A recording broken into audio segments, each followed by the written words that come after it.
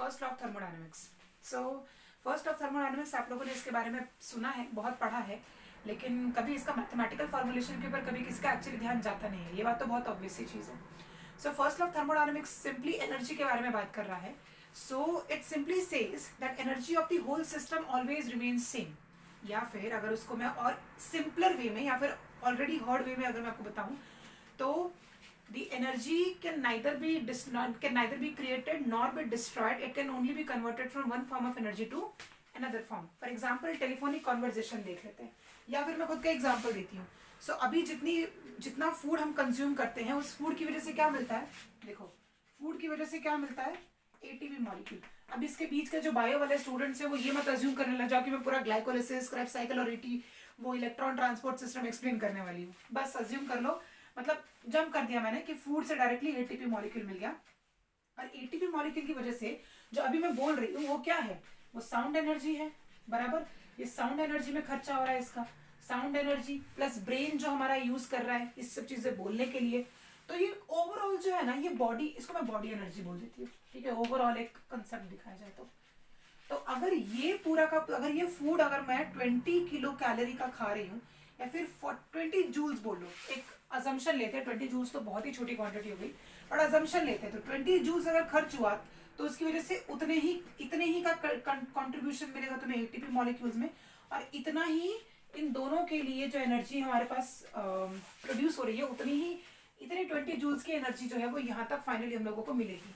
So this is the law, ठीक है, ये लॉ है, थर्मोडायनेमिक्स का फर्स्ट लॉ है। अब इसका मैथमेटिकल एक्सप्लेनेशन क्या है, that delta U equals to Q plus W. Delta U का मतलब है इंटरनल एनर्जी, क्यू का मतलब है हीट ट्रांसफर्ड, और डब्ल्यू का मतलब है वर्क डन। अब हमारे पास एक तो सिस्टम होता है और एक सराउंडिंग होता है। अगर सिस्टम आप अपने आप को अज्यूम करोगे तो आपके आजू बाजू की जितनी भी चीजें वो सारी की सारी सराउंडिंग है। साइन कन्वेंशन के प्रॉब्लम को हम अभी सॉल्व कर लेते हैं। देखो अज्यूम, यहाँ पर देखो, हम यहाँ पर इसको सिस्टम लेते हैं और इसको सराउंडिंग लेते हैं, ठीक है, इसको सराउंडिंग लेते हैं। सिस्टम से सराउंडिंग पर जो भी चीज होगी वो नेगेटिव होती है। मतलब अगर सिस्टम से सराउंडिंग पे आप वर्क डन करोगे तो वर्क डन की वैल्यू को नेगेटिव लिया जाएगा। सेम वही तरीका है क्यू के लिए भी। अगर सिस्टम ने सराउंडिंग के ऊपर हीट अप्लाई किया है या फिर हीट रिलीज भी हुई है तो क्यू जो होगा वो भी नेगेटिव ही अज्यूम किया जाएगा, या फिर होता ही है। लेकिन अगर सराउंडिंग सिस्टम के ऊपर कोई वर्क डन करता है तो वर्क डन को क्या लिया जाएगा, पॉजिटिव लिया जाएगा। और सिस्टम अगर सराउंडिंग को हीट प्रोवाइड करता है, मतलब टेम्परेचर अगर हम अप्लाई करते हैं, फिर प्रेशर अगर हम लोग बढ़ाते हैं तो क्यू जो है वो भी पॉजिटिव लिया जाएगा। ये साइन कन्वेंशन का प्रॉब्लम यही सॉल्व हो गया। अब ये तो हो गई छोटी सी चीजें। अब देखो लिमिटेशंस क्या है, मतलब सारे लॉ की लिमिटेशंस है। जैसे कि हम लोगों को ये पता है कि law of conservation of mass जो है उसका लिमिटेशन है लिमिटिंग रिएजेंट। अब लिमिटेशन में लिमिटिंग रिएजेंट आ गया, तो इसकी भी लिमिटेशंस है, ये आपको नहीं एक्सप्लेन करता है। अच्छा देखते हैं, आज चलो मेरे पास है ये सपोज एक स्केल है, ऑब्वियसली स्केल ही है, तो ये मेटल की स्केल है।